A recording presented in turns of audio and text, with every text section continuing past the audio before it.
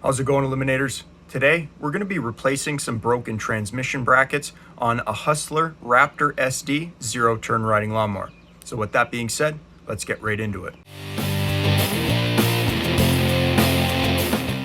So I have a Hustler Raptor SD zero-turn riding lawnmower here that came into the shop because the transmission mounts had broken. So I just jacked up the rear end of the machine here and removed the wheel using a 13/16 socket on my impact there, pulled the wheel off, and this is what I noticed right away. Now on either side there's going to be 3 separate transmission brackets, and then there's going to be one large bracket that holds both of the transmissions together, and that one is not broken, but we're going to touch base on that after, because the one that goes in between both transmissions, that's known as the cross member, that one's actually been upgraded, but none of these have been upgraded. So essentially what happens is these break because they're just designed poorly. They were incredibly thin steel. So I'm just going to show you guys the thickness of this bracket here. So this is supposed to be a 90-degree angle. The bracket's supposed to come down at a perfect 90 degree. And you guys can see that it goes like this. So it bent in and then it broke the bottom piece right there, just completely snapped off. I have all my bolts loose because I'm in the process of removing all of these brackets to replace them with the newer ones, which are right here. So you guys are gonna already see the difference. Check this out.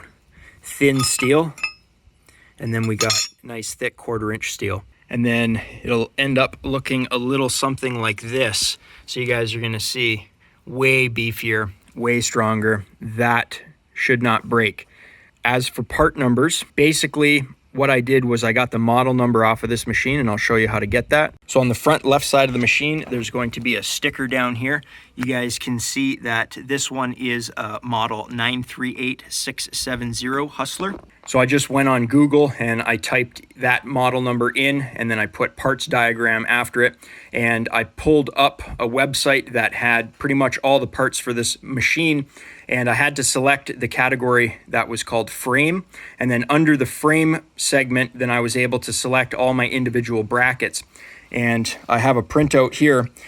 Here are all the bracket numbers and a whole bunch of stuff. You guys can see right side bracket, left side rear bracket. So once I started running these numbers into my database, they all substituted to this number right here. This is a transmission mount kit, part number 125255, and essentially it includes upgraded brackets for the entire transmission, both right side and left side. Now the left side is perfectly fine, but because this kit includes brackets for both sides, once I get the right side done, then I'm going to move over to the left side and replace those brackets as well. And then my customer, who owns a landscaping company, should not have any issues with this machine having the transmission brackets break and then have it essentially being undrivable. And coming over to the left side, just so I can show you guys, there is the transmission bracket on the left side there, and that one you guys can see is a perfect 90-degree angle, whereas the other one was totally mangled. So we're going to be replacing that as well. Now, as for the transmission cross member, which I also wanted to discuss, you guys are going to see it here. That is the big metal bracket bolting both sides of each transmission together.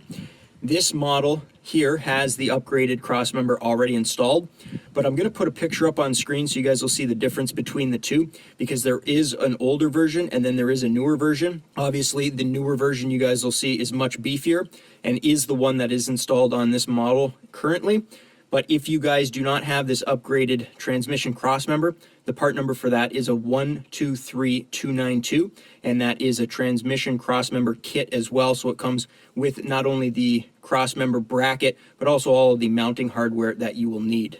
However, you're going to notice that this transmission bracket here has 3 holes in it, whereas the original one that broke only has 2 holes in it.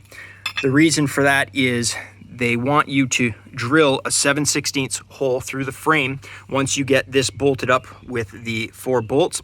And then you are going to be installing a 3rd bolt in the center there to further strengthen that bracket. And you guys can see just how extensive the damage is here. Once that middle transmission bracket there broke, then this one at the back, this is the right rear transmission bracket, that one broke as well. And then this is the right side front bracket. You guys can see this one snapped as well.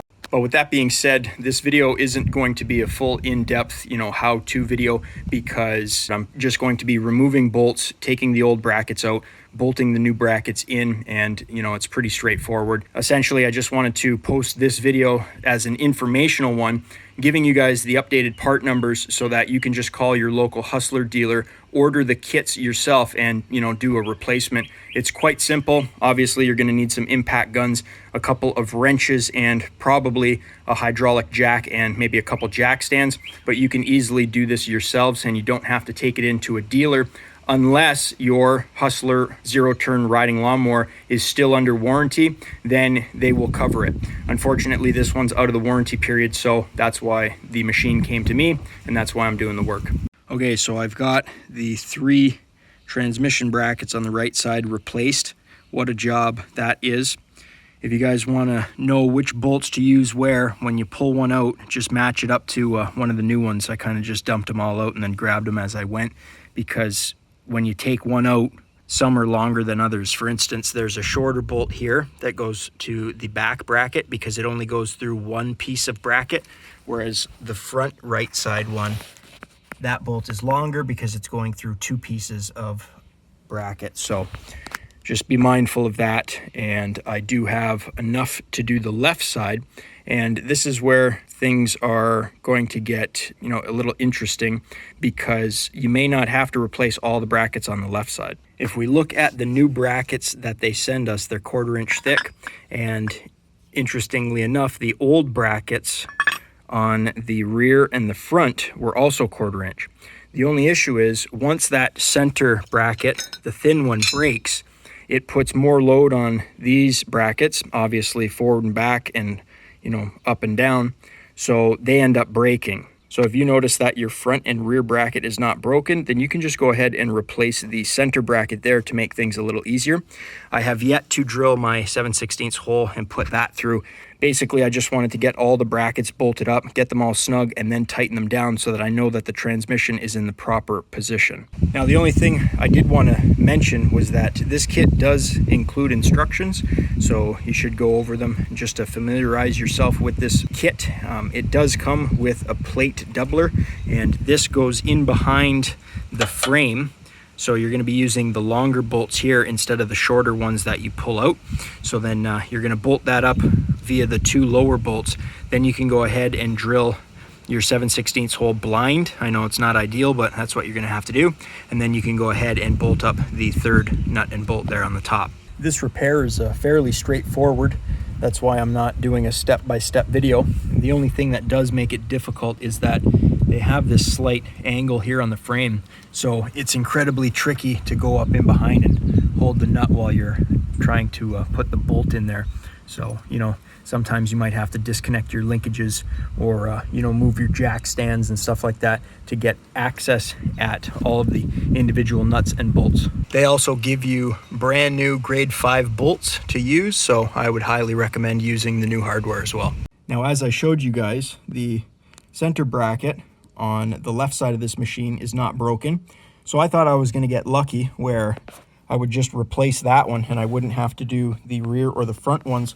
But check this out. Might be hard to see, but this bracket here has broken before and has been welded.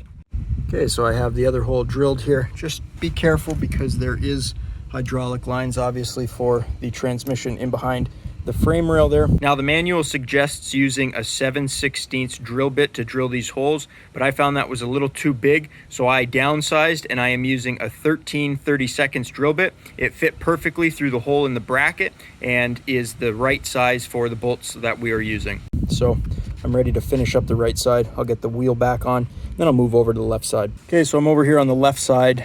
I'm going to do this bracket first in the middle because that one's easy.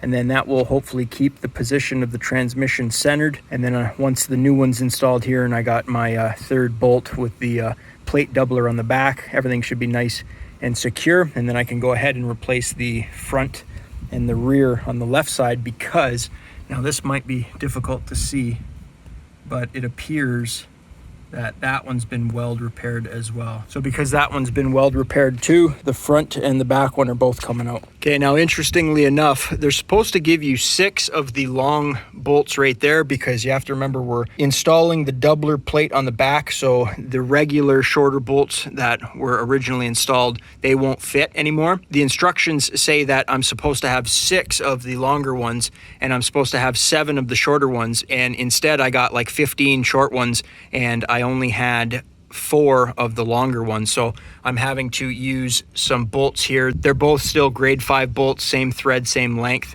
The only thing I wanted to point out here is on the left side, you guys are going to have to be careful because the PTO wire is back there. It might be difficult to see. I'll try to zoom in, but in behind there, that is the PTO wire. So just be careful. And to make things a little easier, I have a little tapered rod here, and you go into one hole and you push that in, and then you could use that to adjust your bracket to get both of the bottom bolts in. So that should be good. Now I'm going to tighten them all up and then move on to the other brackets at the front and the rear of this machine. Okay, so I got the other side drilled here. Again, be careful. PTO wire in behind here, hydraulic lines going to transmission back here. So if anything, you'd want to put like a piece of tape on your drill bit so you know how deep to go, but I was kind of letting off on it, going nice and easy once I started to break through there. So I'll get this side finished up and move on to the front and the rear for the left side here. Also, one thing I wanted to notice on the right side front transmission bracket, you can see how the bracket comes to the front and then the little piece goes back. On the left side, they spin it so the bracket is to the back and then this piece comes to the front. So what they did was they just made one piece that's longer and thinner on one end, and the right side there is shorter and fatter. And instead of making asymmetrical ones for either side, they just take this bracket like this on one side like this, and then they just flip it for the other to make it probably less costs for manufacturing. So just wanted to point that out. Front left bracket has been weld repaired. New one goes in, and they slot them to give you a little bit of adjustability right there, which is nice. So I just wanted to point that out, because once you heat up metal, it deteriorates its strength a little bit, if you're torching it and to heat it up and bend it, or you're welding it. So now that I got the front one done, I'm moving here to the rear left side bracket, and out of the 4 bolts that is supposed to hold this one in, the top one's completely missing. So whoever repaired this before either didn't tighten it up or they didn't put it in to begin with. So it's the next morning now. I got all of the transmission brackets replaced, and this 0-turn rider now runs and drives perfectly fine, and my customer is coming to pick it up.